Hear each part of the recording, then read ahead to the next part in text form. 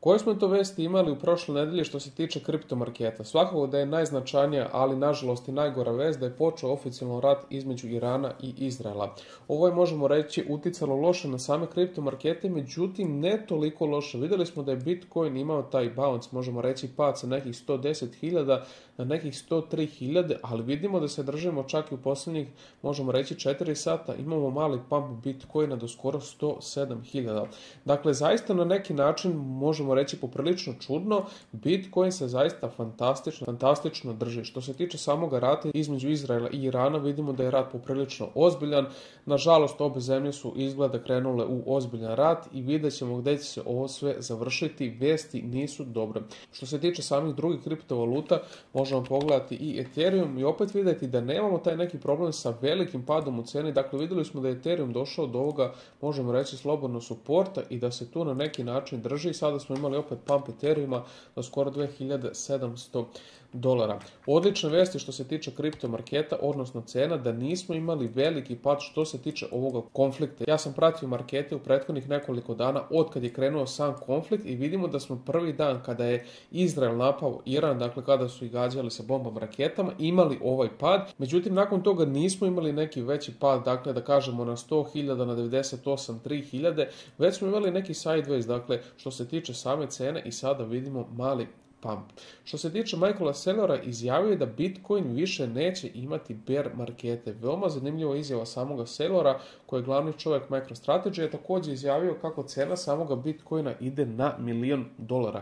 Zanimljive vesti što se tiče dakle samoga Saylora. Vidjet ćemo koliko će ovo sve biti tačno. Mene lično interesuje kako će se ovo sve tačno odraziti što se tiče MicroStrategy, BlackRocka i ostalih velikih igrača. Kada krene bear market, da li će oni biti ti glavni proponenti koji će dakle dumpovati milijarde u Bitcoinu. Ukoliko se ovo desi, nažalost, možemo očekivati loš i veliki bear market. Vidjet ćemo koliko će se njegove reči obistiniti. Svakako da će sigurno neka verzija bear marketa doći. Da li ona već počela, da li će doći ove sljedeće godine, zaista tačno ne znamo, međutim nešto ćemo sigurno imati.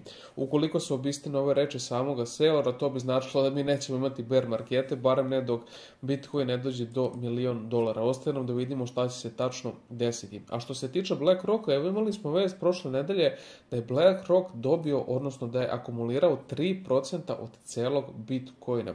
Ovo je zaista veoma veliki broj. Naravno da MicroStrategy najviše ima samoga Bitcoina, međutim 3% je zaista veliki broj. BlackRock u redu najveća investiciona firma u svetu, ali opet 3% je zaista veliki broj. Ovdje vidimo samu akumulaciju, dakle što se tiče samoga BlackRocka, vidimo da su kupovali, vidimo da smo u novembru imali dakle veliki rast, sad opet u maju imamo veliki rast, tako da meni se iskreno ne sviđa što ove institucije ovoliko puno kupuju, znači da opet u nekoj budućnosti oni imaju neku kontrolu nad tim samim Bitcoinom, nad cenom. Svakako da ovo sve nije dobro, međutim market je slobodan, svakako da ne možemo limitirati nikoga što se tiče samog kupovanja Bitcoina. Sad što se tiče tarifa, imali smo odličnu vest što se tiče samoga Trumpa i Kine. Vidimo da su se konačno dogovorili, naravno još dogovor nije potpisan, ali vidimo da je Trump izjavio, dakle predsjednik Amerike, kako su se oni dogovorili u Londonu.